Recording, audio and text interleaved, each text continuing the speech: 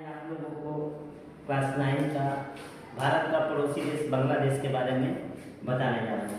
भारत का पड़ोसी देश जो बांग्लादेश, जिसके बारे में जिसको आप स्क्रीन पर देख रहे हैं, बांग्लादेश, जिसकी राजधानी ढाका है। पहले बांग्लादेश के नाम से नहीं मशहूर था, इसके पहले ये पूर्वी पाकिस्तान के रूप में मशहूर था, पूर्वी पाकिस्तान था।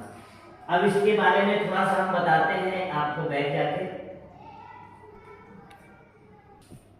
भारत का पड़ोसी देश बांग्लादेश, क्योंकि जब भारत का विभाजन हुआ था उस समय भारत और पाकिस्तान दोनों का विभाजन, भारत के बाद अलग होने के बाद भारत और पाकिस्तान दो अलग अलग देश हो गए और पाकिस्तान के साथ उस समय बांग्लादेश गया था। बांग्लादेश किसके साथ गया था? पाकिस्तान के साथ गया था।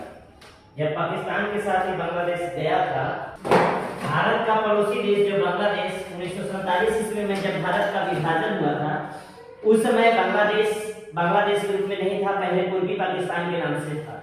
ये पाकिस्तान का एक अंग था जिसको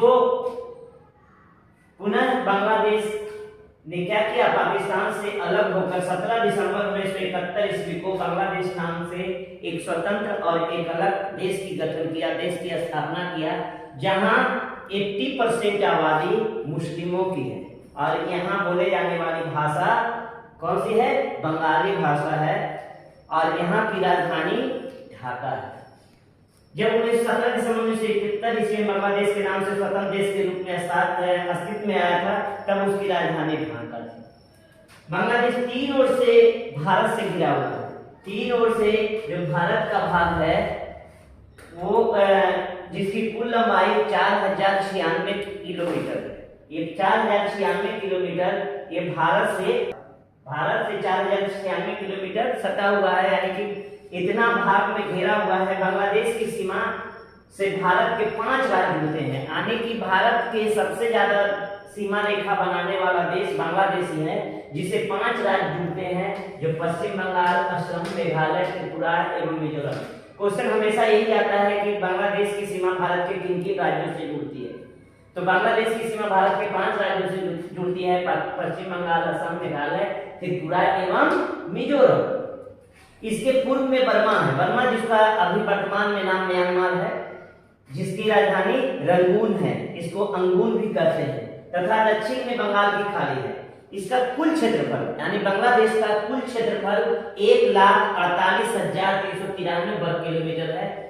क्योंकि किसी देश का अक्षांशीय और देशांतरीय स्थिति से उस देश का दूरी और समय का पता चलता है, तो बांग्लादेश का भी अक्षांशीय विस्तार 20 डिग्री उत्तरी अक्षांश से 97 डिग्री 30 मिनट उत्तरी अक्षांश एवं देशांतरीय विस्तार 85 डिग्री पूर्वी देशांतर से 93 डिग्री पूर्वी देशांतर के बीच अवस्थित है।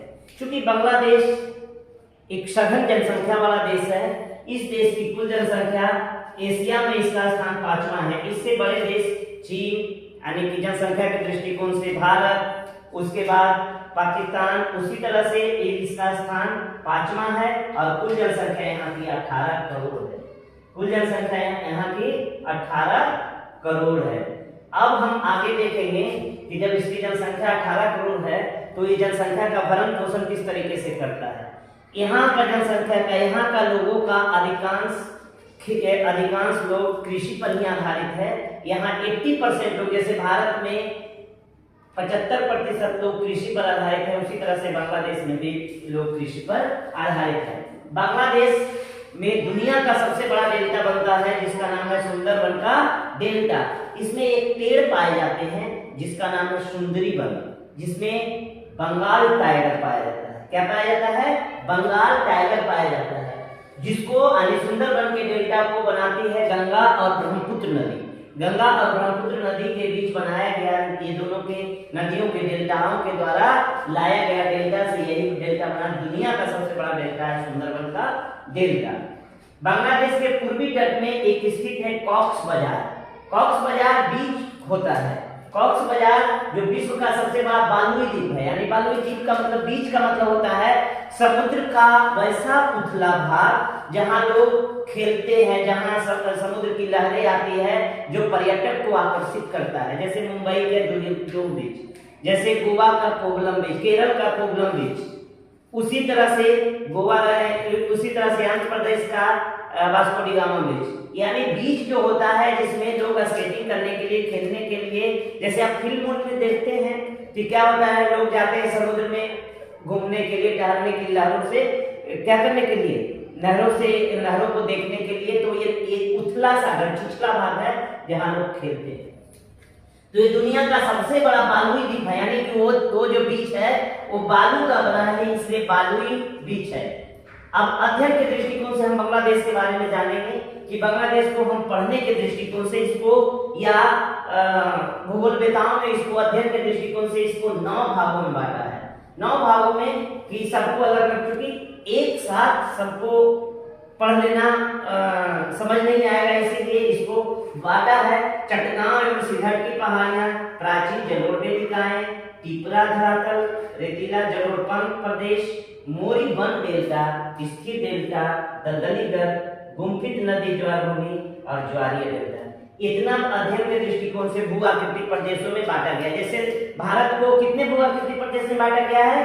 5 भू-आकृतिक प्रदेश में बांटा गया है। जैसे उत्तर का हिमालय पर्वत, मध्य का मध्यवर्ती मैदान, दक्षिण का पठार, उसके बाद समुद्र तटीय मैदान, उसके बाद मरुस्थलीय। उसी तरह से इसको भी अध्ययन के दृष्टिकोण से 8 भागों में बांटा गया है।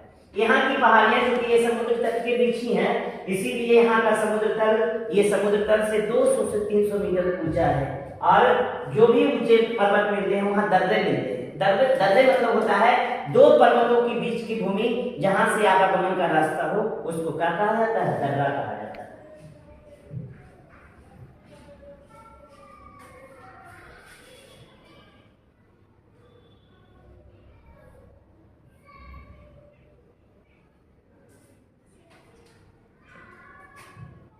अब हम जानेंगे कि बांग्लादेश में जल प्रवाह, यानी जल प्रवाह कैसे प्रवाह करता है, यहाँ की कौन कौन सी नदियां हैं। क्योंकि बांग्लादेश में नदियों का जाल बिछा हुआ है, नदियों के द्वारा ही बांग्लादेश का, यानी कहा जाता है कि बांग्लादेश की सीमा जीवन रेखा नदी है। अगर नदी नहीं होता तो बांग्लादेश का इतना ज्यादा विकास नहीं होता। तो यहाँ नदियों का जाल बिछा हुआ है, जिस नदियों के द्वारा यातायात भी किया जाता है। और यहाँ तक कि जैसे बाढ़ की विभीषिका से हमारा बिहार प्रभावित है, उसी तरह से जैसे पश्चिम बंगाल में दामोदर नदी की विभीषिका से प्रभावित था, उसी तरह से यहाँ की नदियों में बाढ़ प्रायः आ जाया करते हैं, जिसमें जाल माल की बहुत ज्यादा क्षति होती है, नुकसान होती है। यहाँ की प्रमुख नदी, यानी जो बड़ी बड़ी नदियां हैं, जैसे गंगा, पद्मा, मेघना, सुरमा और ब्रह्मपुत्र, ये सारी यहाँ की नदियां हैं। ब्रह्मपुत्र नदी को बांग्लादेश में जमुना के नाम से जाना जाता है, जबकि गंगा और ब्रह्मपुत्र की संयुक्त धारा, जो 2 धारा मिलती है, उसको कहा जाता है पद्मा। ये हमेशा क्वेश्चन में आता है कि ब्रह्मपुत्र नदी को बांग्लादेश में किस नाम से जाना जाता है? तो कौन नाम से? जमुना के नाम से। जबकि गंगा और ब्रह्मपुत्र की संयुक्त धारा को क्या कहा जाता है? पद्मा कहा जाता है। अब यहाँ का जब अध्ययन करेंगे तो जलवायु के बारे में भी थोड़ा सा जानेंगे। यहाँ की जलवायु, क्योंकि भारत की जलवायु कैसी है? मानसूनी है, इसीलिए यहाँ की भी जलवायु, यहाँ से सटे, यहाँ से सारे कुछ मिलता है, इसलिए यहाँ की भी जलवायु मानसूनी है। यहाँ ठंडा में औसत तापमान 18.5 डिग्री और गर्मी में 38 डिग्री रहता है। यहाँ वर्षा बहुत अधिक होती है, 200 से 500 सेंटीमीटर होता है, जो दक्षिण पश्चिम मानसून से भी वर्षा होती है। अब इसके बारे में थोड़ा मृदा के बारे में जाने, यहाँ वनस्पति कौन कौन से मिलती है इसके बारे में। यहाँ जलोढ़ मिट्टी मिलती है। जलोढ़ मिट्टी, चूंकि अभी कहे कि नदियों के द्वारा लाए गए डेल्टा से जो बना है वही जलोढ़ मिट्टी है। यहाँ दोनों जलोढ़ होती है, नई जलोढ़ और पुराने जलोढ़। नई जलोढ़ और पुरानी जलोढ़, जिसको खादर और बांगर कहते हैं। यहाँ दोमट मिट्टी भी पाई जाती है। बांग्लादेश का कुल 6.7% भाग पर वन है, यानी वन का विस्तार कम है। यहाँ जो वन पाए जाते हैं, अधिकतर वन सदाबहार वन पाए जाते हैं। सदाबहार वन, जिसको एवरग्रीन फॉरेस्ट कहा जाता है, यानी कि जिस वनों की पत्तियां कभी नहीं गिरती है, वैसे वन को सदाबहार वन कहा जाता है। जैसे बांस है, महोगनी है, या अमरूद है, एबोनी है, ये सारे पेड़ सदाबहार वन के वृक्ष हैं। देखेंगे कि यहाँ की कुल जनसंख्या का, अभी बताया, इसके पहले भी बताया कि यहाँ की कुल जनसंख्या का 80% लोग कृषि कार्य में लगे हैं। यहाँ जूट उत्पादन होता है, चावल उत्पादन होता है और कुछ गेहूं भी उत्पादन होता है, जिसमें सबसे ज्यादा उत्पादन यहाँ चाय का भी उत्पादन होता है। यहाँ सबसे ज्यादा उत्पादन चावल का होता है, जहाँ चावल की 3 किस्में होती है, आंस, अमन और बोरो। जिसमें हम बताएं अमन, औंस और बोरो। सबसे ज्यादा अमन तरह की चावल होती है, उसके बाद औंस तरह की, उसके बाद बोरो तरह की। बांग्लादेश में 3 किस्म की चावल होती है और वो पूरे सीजन में, पूरे वर्ष भर में तीनों किस्म का चावल का उत्पादन करते हैं। यहाँ जूट का भी उत्पादन होता है, क्योंकि भारत में जब जूट का उत्पादन होता था तो भारत से क्या हुआ कि जब भारत का विभाजन हुआ था तो जितनी भी जूट मिलें थी सभी चली गई बांग्लादेश में, और जूट का मिले के साथ साथ यहाँ का जितने भी उत्पादन थे सभी चले गए। तो क्या किया, बांग्लादेश में जूट की मिले और यहाँ जलोढ़ मिट्टी में जूट का उत्पादन बहुत तेजी से होता है, इसलिए जूट जो यहाँ उत्पादन होता है ये मैमनसिंह जिला में होता है। और यहाँ चाय भी उत्पादन होता है, जिसको बताया सिलहट में और चटगांव की पहाड़ी में। चाय ढलान पर ही होता है। आप लोग को पता है, बताए थे कि चाय का उत्पादन के कौन कौन से खगोलीय दशाएं हैं। यहाँ खनन एवं उद्योग धंधे हम लोग जान लेंगे। खनिज के दृष्टिकोण से ये नेपाल से थोड़ा सा अच्छा है, लेकिन हमारे भारत से कम है, यानी कि निर्धन देश है। यहाँ प्रमुख खनिज चूना पत्थर, नमक, कांच, लोहा, प्राकृतिक गैस, ये सारे खनिजों का उत्पादन हो जाता है। यहाँ बांग्लादेश में उद्योग धंधे का अभाव है, फिर भी यहाँ जूट पर आधारित उद्योग बहुत सारे हैं, चटाई का, बोरे का, और उसी के साथ इसी का निर्माण किया जाता है। यहाँ छोटे छोटे उद्योग धंधे भी हैं, क्योंकि इंजीनियरिंग के दृष्टिकोण से ये देश पूरे दुनिया में टॉप पोजीशन पे है। यहाँ खाल से, मछली से, जड़ी बूटी आदि मिलते हैं। यहाँ आंतरिक नदी बंदरगाह भी है, जैसे सिलहट है, चटगांव है, चांदपुर है, बारीवल है, खुलना है। अब जान लीजिए इसका जो छोटे छोटे जो प्रमुख शहर हैं, जैसे ढाका हो गया, सिलहट हो गया, चटगांव हो गया, मैमनसिंह हो गया, ये सारे जिला जो विकसित हैं और आधुनिक सुख सुविधाएं वहाँ है। बांग्लादेश है तो हालांकि कृषि कार्य में लगा हुआ, लेकिन बांग्लादेश भारत का पड़ोसी देश होते हुए ही एक विकसित देश के रूप में, यानी विकासशील देश के रूप में जाना जाता है। यहाँ अधिकतर जनसंख्या मुसलमानों की है।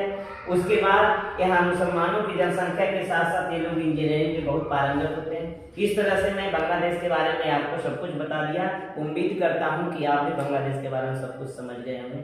तब तक